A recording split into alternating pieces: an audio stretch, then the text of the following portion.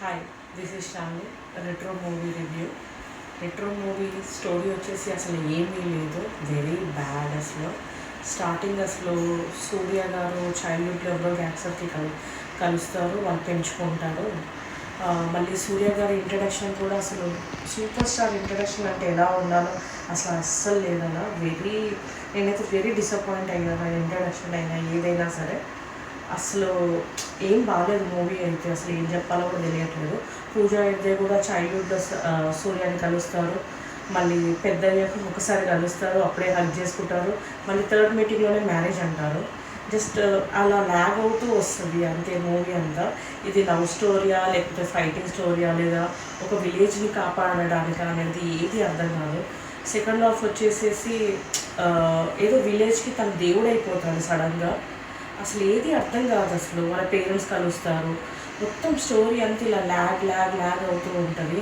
స్టోరీలో ఒక్కటైనా good thing ఉంది అంటే ఒకే ఒకటి వైరల్ అయిన సాంగ్ ఒకటే, అది స్టార్టింగ్లోనే మూవీ స్టార్ట్ అయిన ఒక 20 minutesలోనే ఉంటుంది.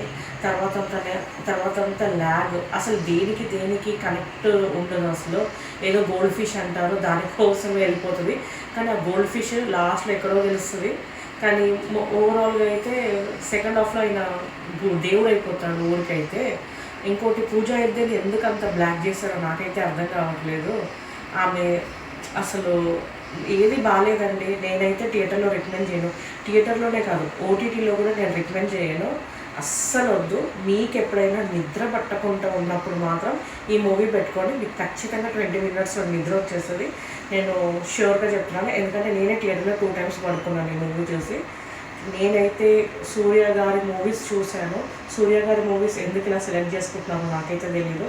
నేను ట్రైలర్ చూసినప్పుడు మాత్రం సూర్య సన్ ఆఫ్ కృష్ణ అంతగా ఎక్స్పెక్ట్ చేశాను, సూర్య గారు మళ్ళీ లవ్ స్టోరీ తీస్తారేమో అని.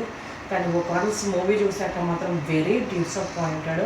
సూర్య ఫ్యాన్స్ కూడా మేబీ డిసప్పాయింట్ అయి ఉంటారేమో, ఐ డోంట్ నో. నేనైతే డిసప్పాయింట్ అయ్యాను చాలా వరకు అయితే.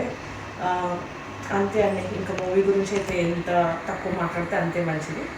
Thank you so much.